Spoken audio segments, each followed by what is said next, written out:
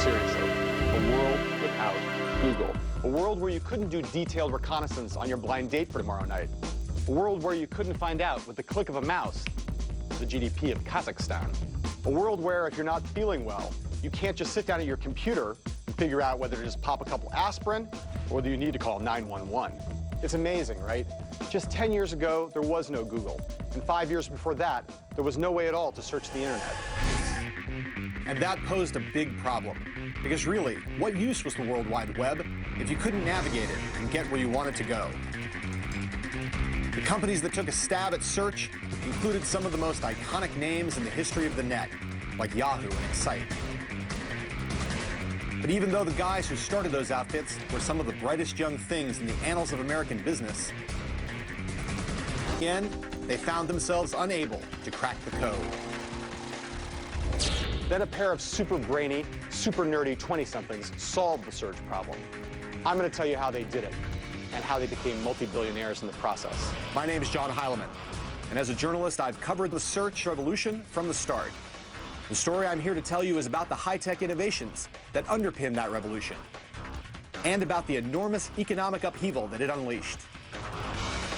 It's an exciting tale full of fierce ambition and ingenuity, full of opportunities seized and opportunities missed, and secret maneuvers and meetings that have never come to light, until now, that is.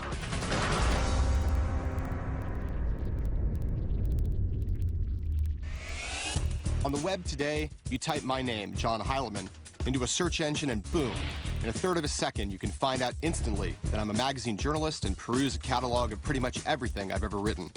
Given that there are over 150 million websites and billions of web pages out there, the technology that makes super accurate search possible is kind of a miracle.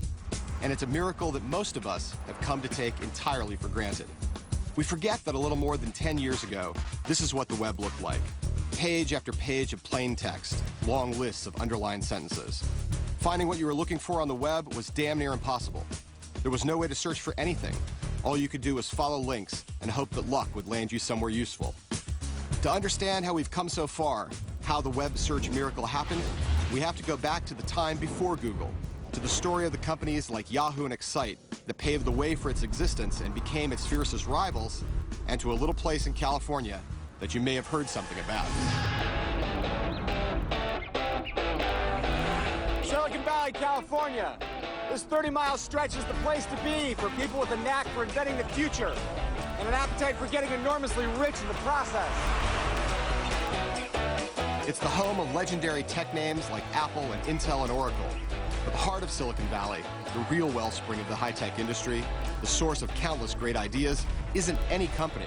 It's Stanford University. And it's here at Stanford where the roots of search can be found.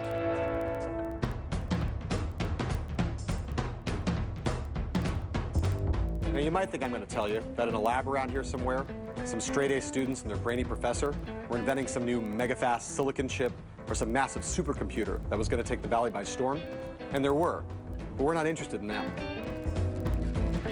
We're interested in a couple of slackers named Jerry Yang and David Filo, who were left to their own devices when their professor went on a year-long sabbatical. While Jerry and David were goofing around, they hit on an idea that would become the basis for one of America's best-known businesses and turn them into billionaires. Today, their company is called Yahoo, and it's among the most trafficked sites on the web.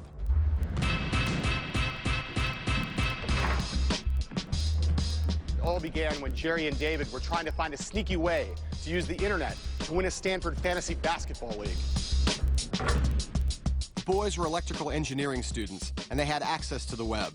They scoured it laboriously, site by site, looking for up-to-date sports information. David figured out how to go to all these different places to get all the data from the previous night's basketball games. Pulled it all in and crunched data and tried to figure out what, we should change players or trade players or do whatever. It's hard to imagine a more trivial pursuit than fantasy basketball. But in hunting around for obscure sports data on this weird, clunky network called the internet, Jerry and David were taking the first steps on the road to search. And, at the time we were competing with other students from other departments. We were, trying to use technology as an edge, and they were basically reading the newspaper the next day and, doing stuff on the papers. And I don't think did we win by much? I don't think we won. We did win, but we didn't win by much. So I'm not sure the technology helped us by all that much, but it was kind of a fun experiment. It's not surprising that the web circa 1994 didn't help Yang and Philo much. Even to understand what this thing was and what the internet had to offer, you needed some kind of guide, you needed some kind of directory to kind of help you kind of navigate through that. This was a simple but brilliant thought, a directory that could show Virgin web users how to find cool stuff in this new electronic world. But it was nothing like search today. It was just a bunch of categories and subcategories that you could hunt and peck around in. It was incredibly crude, compiled manually by a pair of geeks who spent hours looking at as many websites as possible, then deciding how to list them.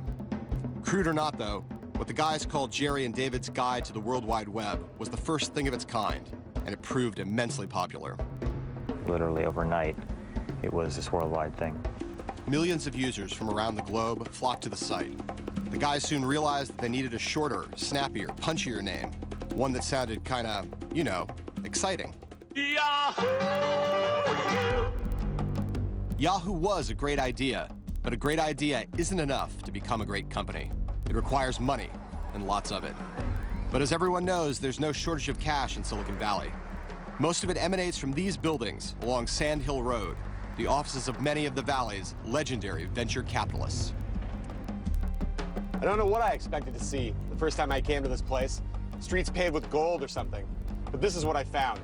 A bunch of nondescript, low-slung office buildings in what looks like an alpine village. But behind those doors over there sit the venture capitalists, the guys who preside over investment funds containing billions and billions of dollars. The guys who ultimately decide which startups get a chance to live and which never see the light of day. One of the most successful VC firms is Sequoia Capital. Its most famous partner, Michael Moritz, decided to pay Yahoo's young founders a visit in their Stanford trailer. Inside of it was a scene of total confusion. This was every mother's worst nightmare.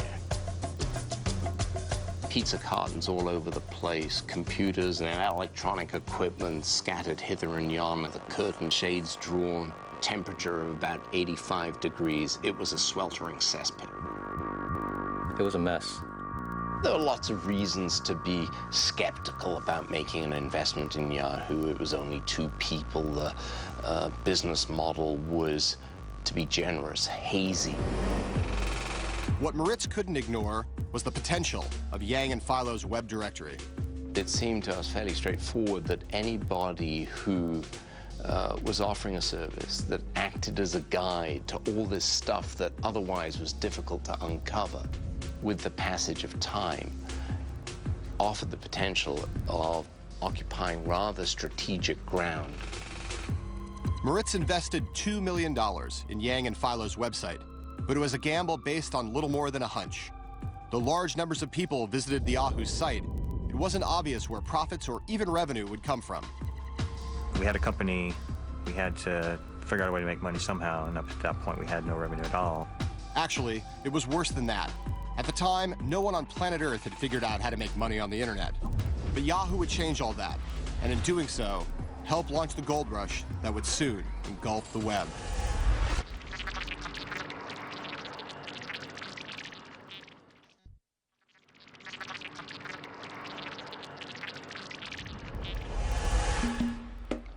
In 2007, search companies such as Yahoo and Google generated billions of dollars in revenue and profits, making them the envy of entrepreneurs everywhere. But at the dawn of the web, no one used it for business or commerce. The very idea was considered heretical, even evil, by some. I vividly remember the debates as the web tried to define its culture. In the mid-1990s, the center of the web culture wasn't in Silicon Valley. It was here in this little park on the south edge of San Francisco. Just up the street, Wired magazine and its online sister Hotwired were launched. I was working here at the time, and the arguments around the impending commercialization of the web were fierce, and they boiled down to just one word: advertising. Advertising split the early web community. On one side were venture capitalists and other financial types who figured that the internet was a new kind of medium, and media had always been supported by advertising. You know, there was 100 years of media history behind it, which said if you can gather a large audience in one place, you're going to be able to sell them advertising. You did not have to have much more intelligence than that housed between the ears of a newt to be able to figure that out. On the other side were the internet utopians, people who saw the web as a place that promised freedom. It wasn't a commercial environment. These weren't businesses. This was just a bunch of university students, research folks that were experimenting with this new thing. But Yang and Philo had taken venture capital. They were in the game to build a business. They had to find a way for Yahoo to make money. Anyway. Jerry and David were very concerned about the ramifications and repercussions of putting advertising up on their website for fear that this was bad for their users and the users would rebel. For the Yahoo founders, this posed a serious dilemma. Taking advertising risked alienating their loyal users. But there weren't really any other viable options. What else could they do? So to us at that point, advertising seemed like the best choice. But we certainly were concerned about it. It was really hard. It was really hard. We had no idea, how will this be perceived? Will there be a backlash? Will this launch a lot of, cynicism about what commercial interests are going to do to this kind of utopian information environment? Late in 1995, Yahoo began taking banner ads, then held their breath and crossed their fingers. With some trepidation that when we put up our first advertising, there was definitely sort of, oh my gosh, is this going to work? The agonizing turned out to have been in vain. Yahoo's users just kept on multiplying. And more users meant more advertisers paying more money to put their banner ads in front of the growing number of eyeballs.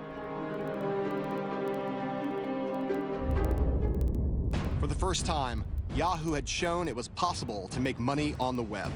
It was a crucial moment in the story, and it meant one thing: the web boom had begun. It was almost like a starting gun went off in the race. By 1996, Yahoo faced an assortment of challengers that were gaining ground on it. InfoSeek, AltaVista, Lycos. But Yahoo's most formidable rival was a company called Excite. Superficially, Excite seemed an awful lot like Yahoo.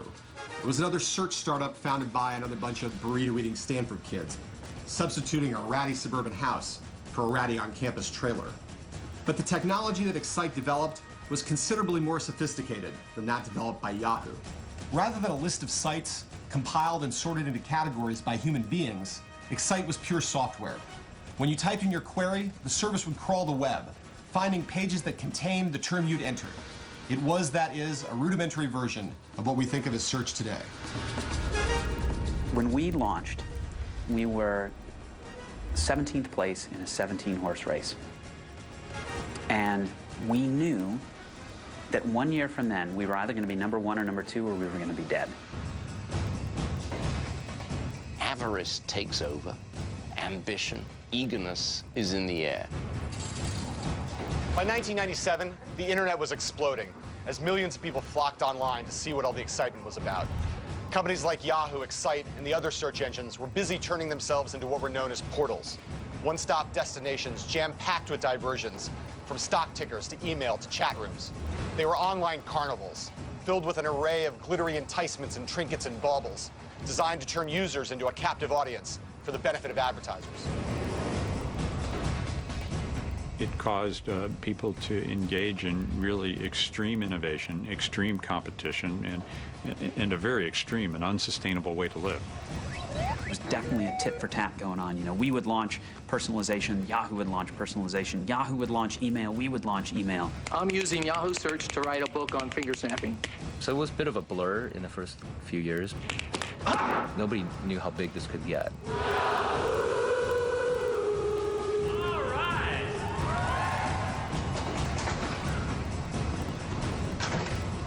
But although the search companies were having great success, they were also turning into something quite different from what they started out to be. By focusing on the flashy, they'd lost sight of what it was that brought users to them in the first place, the need to find things on the ever-expanding web. In other words, the search engine companies stopped caring about search.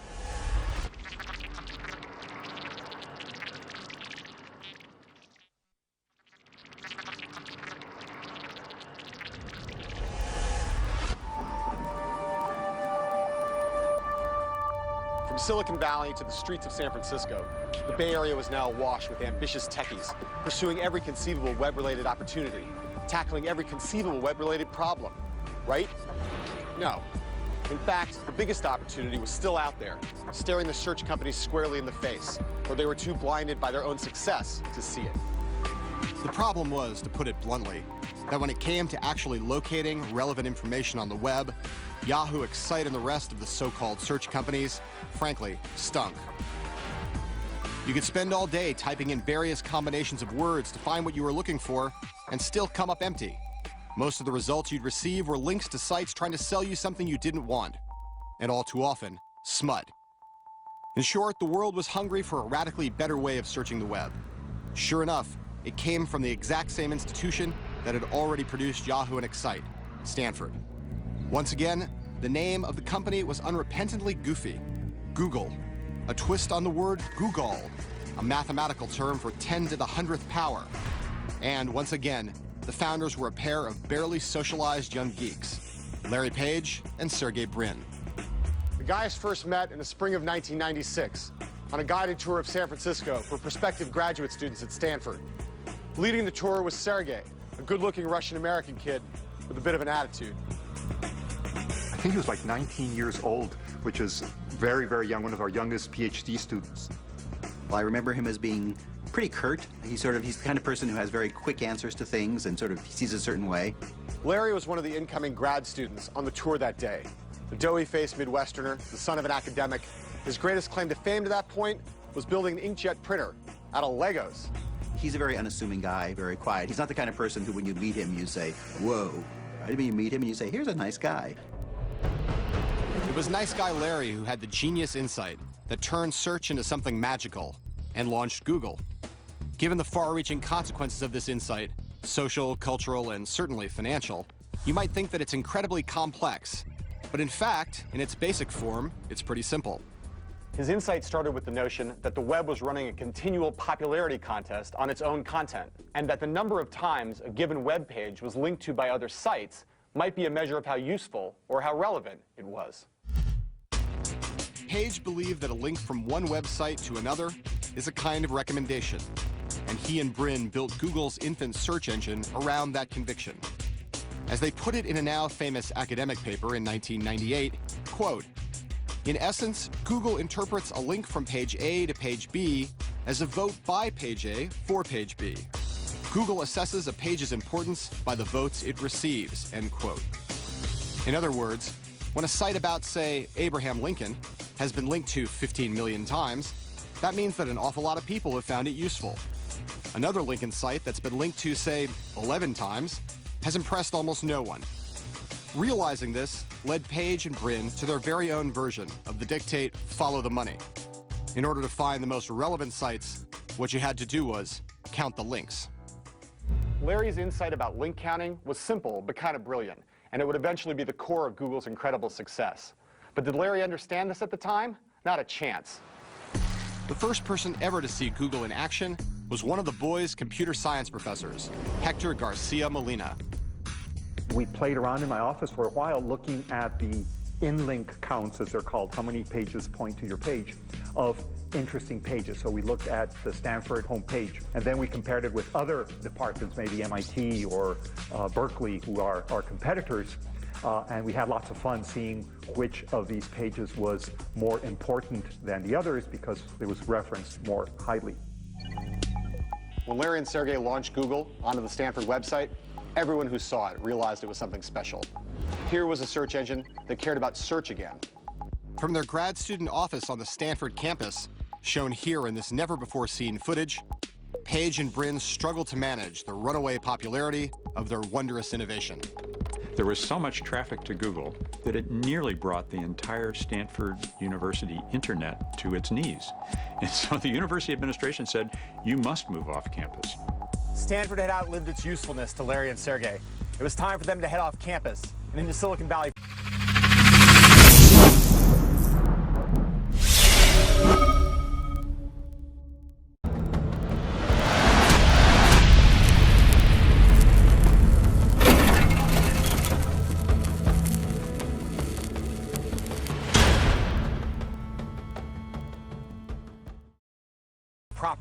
to look for some cash to turn their bright idea into an honest-to-goodness company.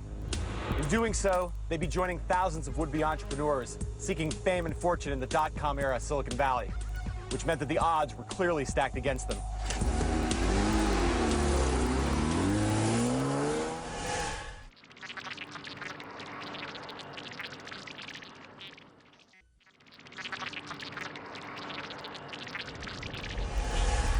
Today we look at Google with its stock market value of more than $200 billion, its vast campus in Silicon Valley, and its culture-shifting influence, and we assume that there must have been investors banging down the door, especially at the height of the dot-com bubble, when some of the dumbest ideas imaginable were being showered with cash.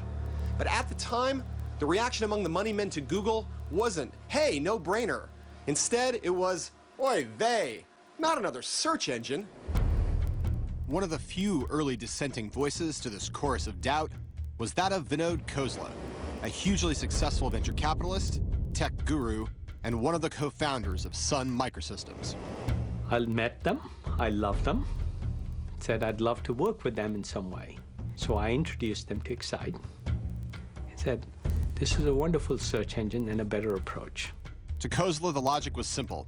At the time, he was an investor in the search company Excite, and he figured that if Excite bought or licensed Google's search technology, it would give them an advantage against their bitter rival Yahoo, which seemed to be dominating every battle and vanquishing all of its opponents in the portal wars. If Excite wasn't going to be crushed by Yang and Philo's army, it would need some fresh artillery.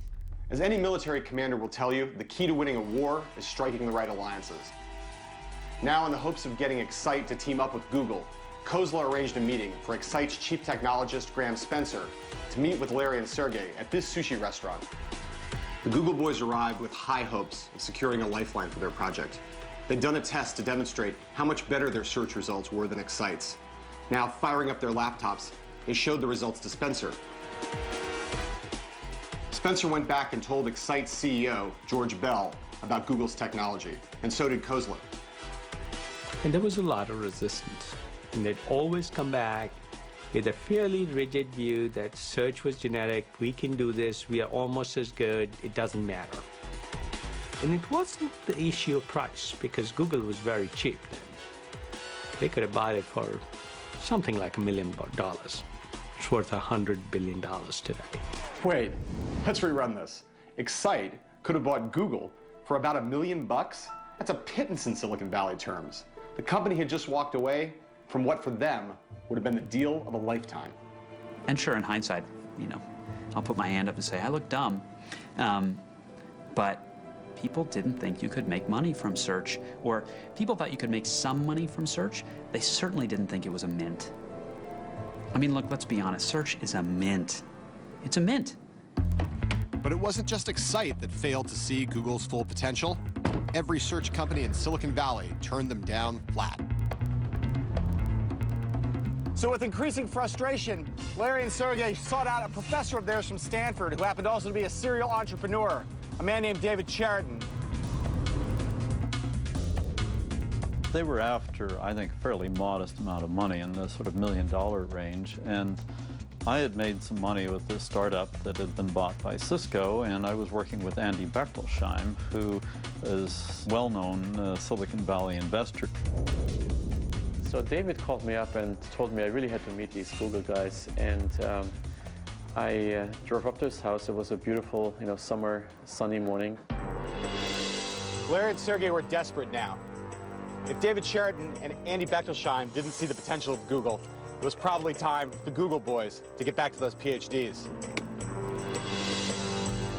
Larry showed up first, and then Sergey showed up, and Andy roared up in his Porsche. When I arrived at David's house, Larry and Sergey were already there, so they jumped right into giving me a demonstration. We met this guy. He quickly, he took a quick look at our search engine.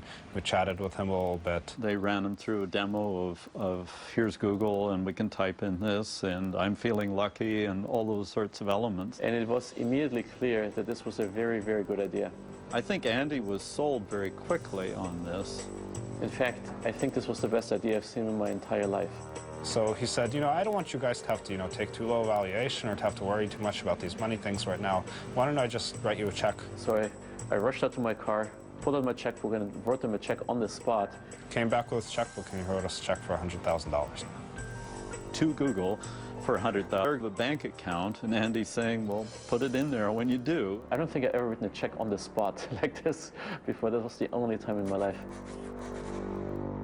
Let's think about this. How many people do you know who'd be willing to write a $100,000 check on the spot to a couple of mangy grad students? I mean, even for a guy like Andy Bechtolsheim, who is worth many millions of dollars, the whole thing seems slightly nuts. But that's the kind of thing that happens here in Silicon Valley. It's why they call the early investors angels.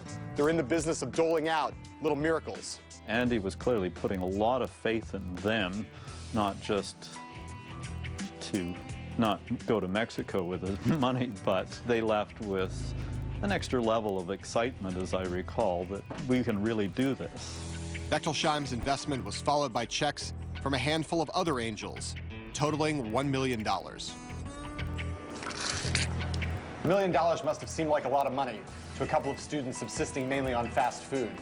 But as Larry and Sergey would learn soon enough, $1 million was chicken feed in the boom era Silicon Valley.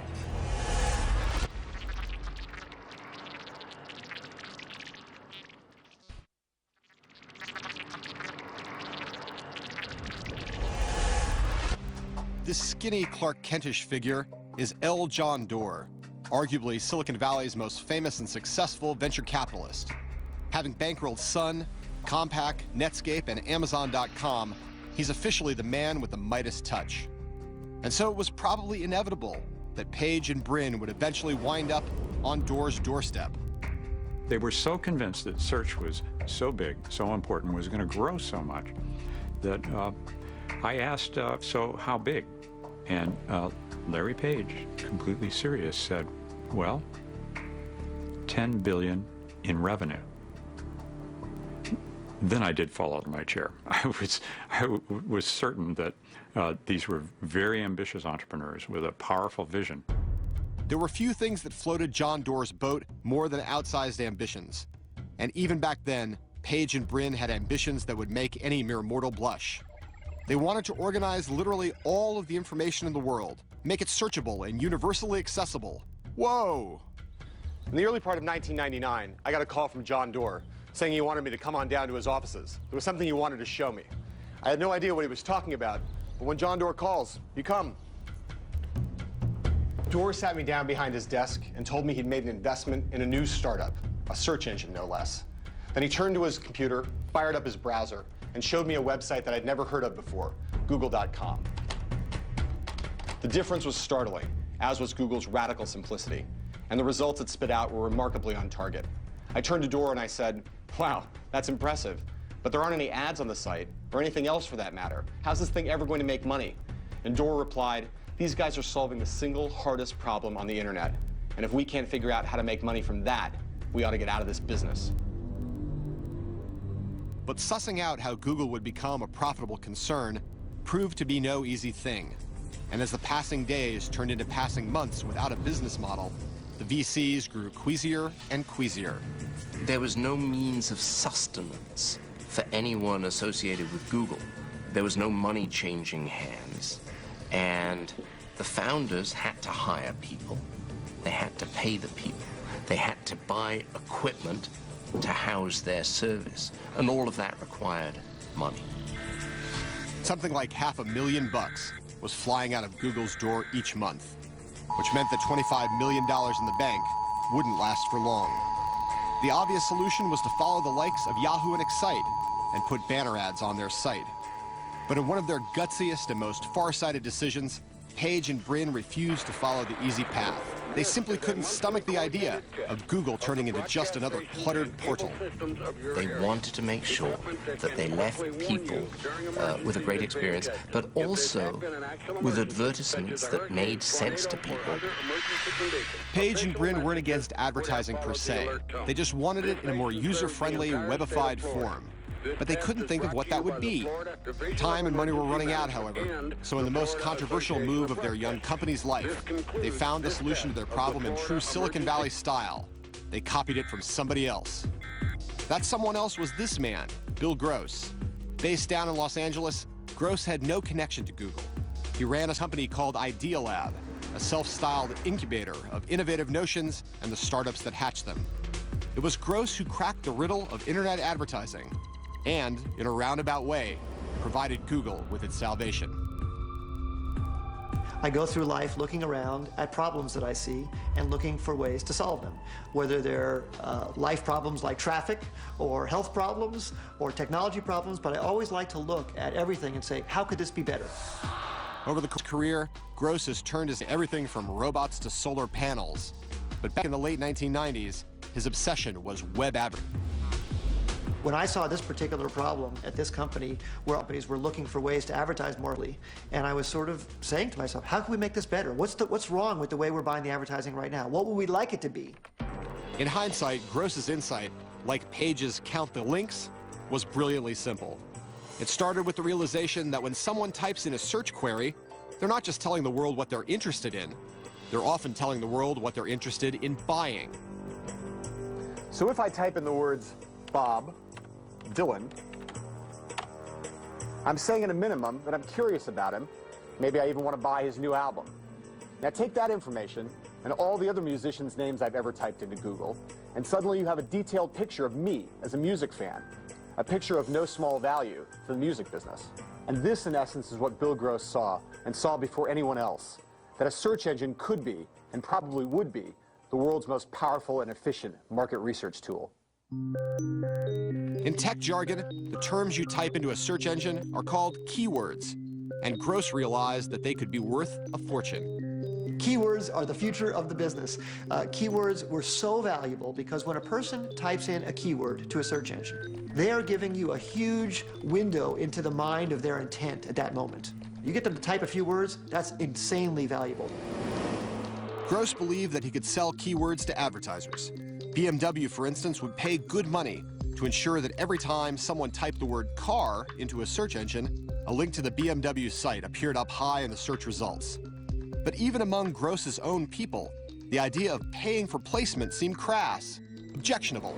And that was very distasteful to some people in this meeting. There were some people who were rolling their eyes at that idea. They're saying, no way you could get away with that. I said, come on, it's just like the Yellow Pages. Think about that. Think of how useful Yellow Pages are. And I left the meeting and I ran back to my office and I grabbed the Yellow Pages.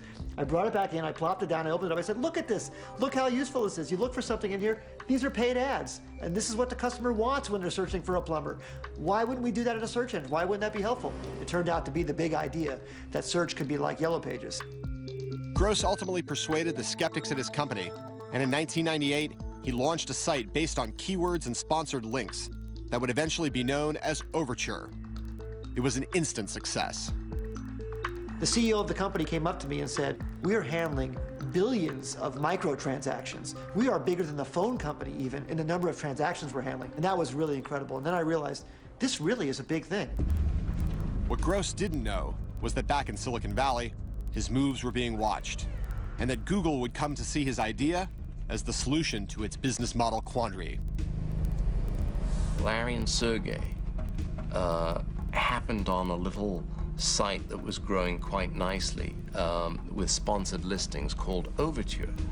And Larry in particular, I think, felt that this offered a roadmap for what Google, for a business that Google might be able to get into.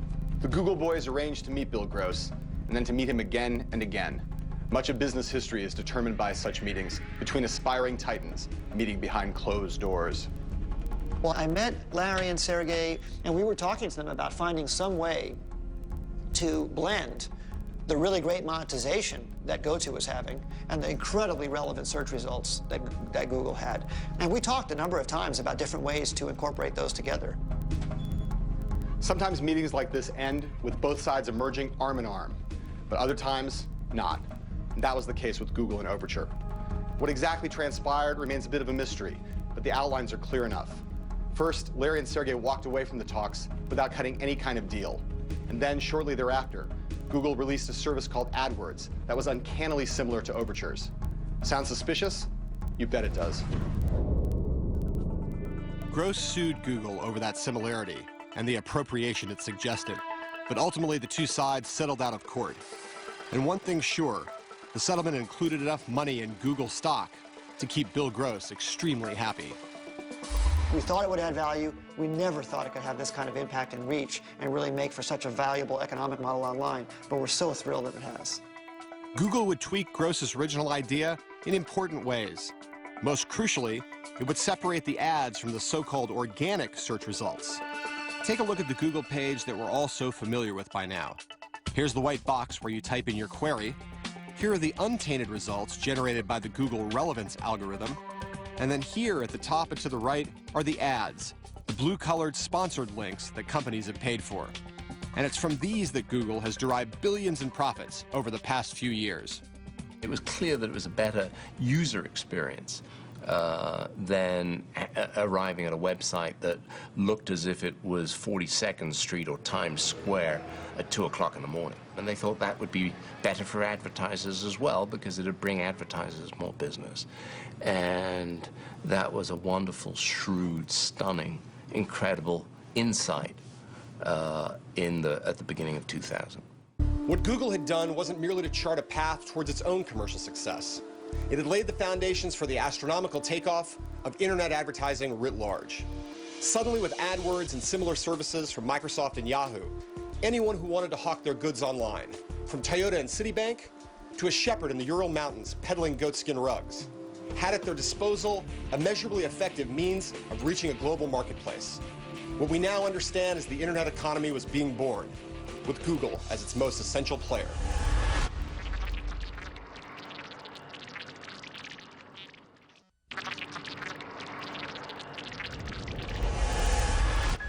On August 19th, 2004, Google went public, listing its shares for sale on the NASDAQ stock market. In the previous 5 years, the company had gone from zero to a staggering $3 billion annually in revenue, and had become a household name. The Google IPO caused a frenzy of speculation and anticipation, especially among those who hoped, prayed, it might revive a tech sector still recovering from the dot-com crash. Out in Silicon Valley, a commonly seen bumper sticker around the time read, "Please, just give us one more bubble." But the way that Google conducted its offering aroused the ire of many and led to talk on that fateful day of a disaster in the making. I remember that morning sitting in a conference room with a television, watching people on CNBC talking about what a terribly unsuccessful offering this was going to be and how unlikely we were to be successful. The controversy over the IPO arose from the fact that Google had chosen an unconventional auction process for selling its shares. And this had alienated much of Wall Street, which profited handsomely from the conventional way of doing business. Google's roadshow to drum up interest in the IPO in the financial community earned terrible reviews. The company's executives came across as arrogant and unforthcoming. The Google IPO was quite the talk of financial media, and there were many powerful forces on Wall Street who believed this was not the way they wanted public offerings to be done. The great and the good of Wall Street were in that conference room in the NASDAQ tower in Times Square. So were John Doerr, Eric Schmidt, Larry Page, and me. The tension was thick, and the only thing that cut it was when Larry planted his soon-to-be billion-dollar butt in a plate full of creme fraiche. It's surreal. There's this enormous wall of pixels and graphics, and you have some sense that here's the whole world's economy sweeping across your eyes. And then up onto the stage go Larry and Eric. And there was a great deal of anticipation about the market opening.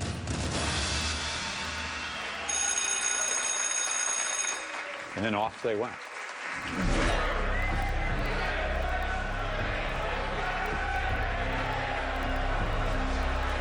Of course, at noon, the trading turned on, and the first trade was at $100, $15 higher than the previous day's price, and it never went below that. In the end, despite all the Sturm und Drang, the Google IPO was a success by the measure that matters most.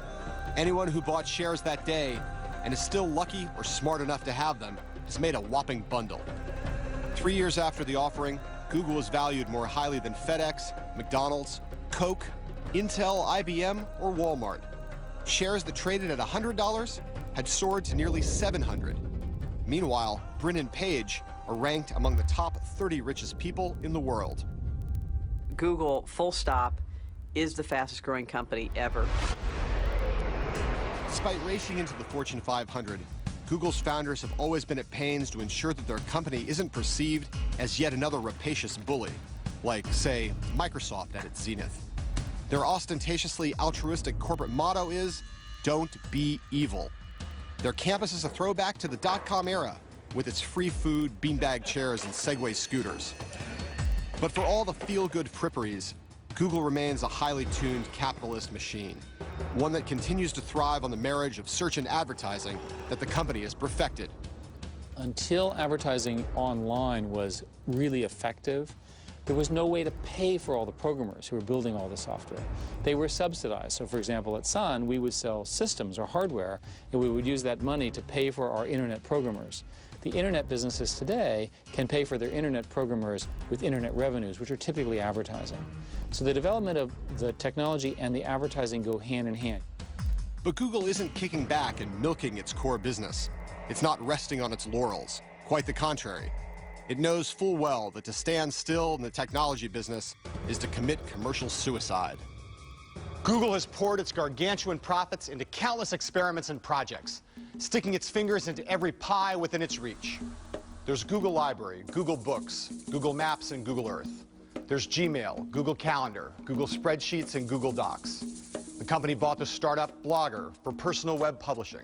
It bought the startup Picasa for online photo sharing, and of course, YouTube for online video sharing. It all adds up, in the eyes of many, to a plan for world domination. And so it's no wonder that Google mania has gradually started to give way to creeping Google phobia.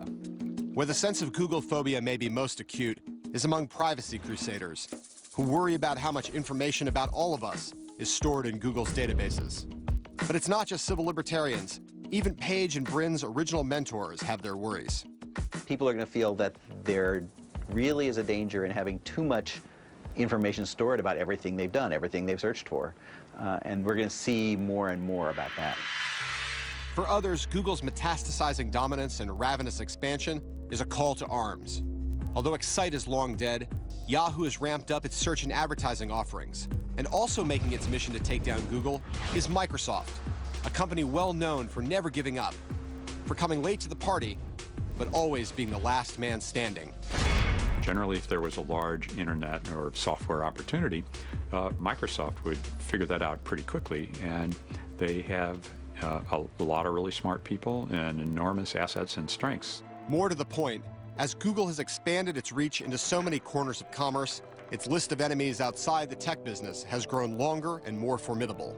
From Viacom and Rupert Murdoch's News Corporation to book publishers and, soon enough, the entire telecommunications industry.